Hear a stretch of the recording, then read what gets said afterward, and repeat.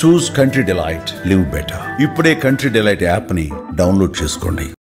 నమస్తే, welcome to Suman TV.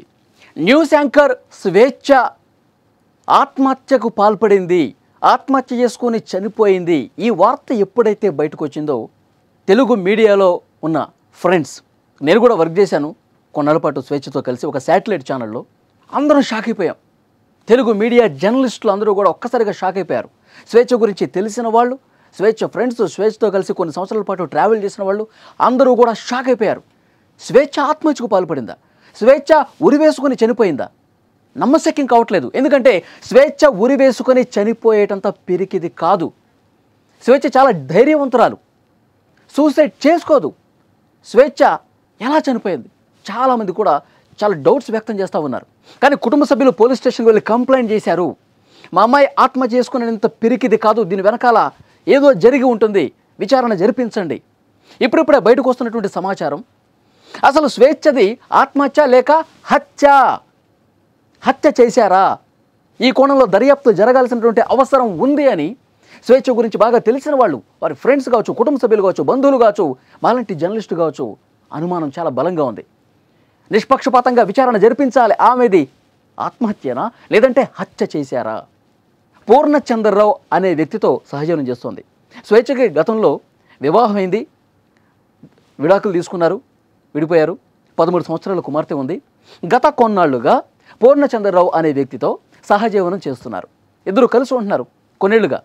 అతనితో విభేదాలు ఉన్నాయి, అతనితో ఇబ్బందులు పెడతా ఉన్నాడు, వేధిస్తూ ఉన్నాడు అని చెప్పి చాలా సందర్భాల్లో కూడా వీరి తండ్రికి ఫోన్ చేసింది స్వేచ్ఛ. కుటుంబ సభ్యులతో మాట్లాడుతూ ఉంది. నేను ఇతనితో వేగలేను, చాలా వేధింపులకు గురి చేస్తూ ఉన్నాడు, నేను కలిసి ఉండలేను అని మాట్లాడినటువంటి సందర్భాలు ఉన్నాయంట.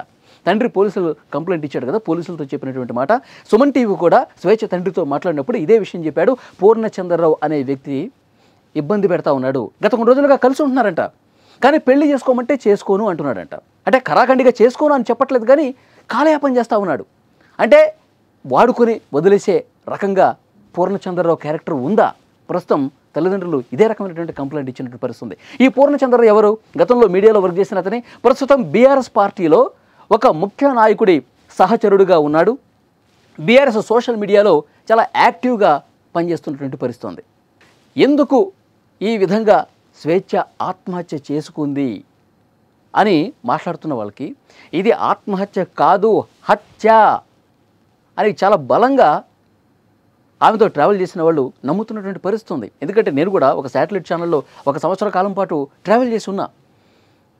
ఆమెతో వర్క్ విషయంలో చాలా సందర్భాల్లో డిబేట్లు, డిస్కషన్స్, ఏదైనా ఒక న్యూస్ ఐటమ్ గురించి మాట్లాడుకున్నటువంటి విషయంలో, ఏదైనా ఒక బ్రేకింగ్ న్యూస్ గురించి డిస్కస్ చేసే విషయంలో చాలా చాలా ధైర్యంగా చెప్పేది.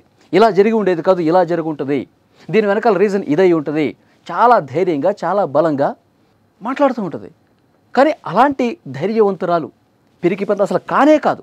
అలాంటి ధైర్యవంతురాలు ఫ్యాన్కి ఉరేసుకొని చనిపోయింది అంటే నమ్మబుద్ధి కావట్లా.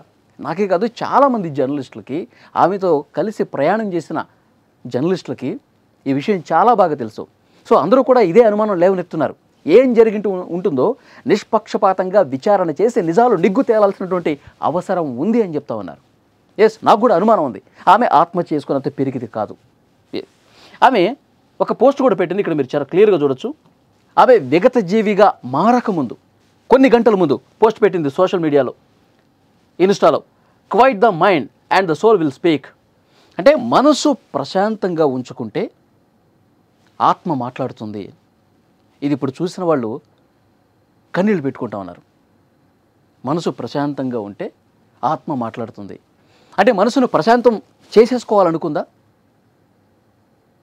ఇప్పుడు ఈ పోస్ట్ చూసిన తర్వాత మనసు ప్రశాంతత చేసుకుంటే ఆత్మకి ఒక శాంతి లభిస్తుందని చెప్పి ఆ అర్థం వచ్చే విధంగా పోస్ట్ పెట్టిందా అని మాట్లాడుతూ ఉన్నారు.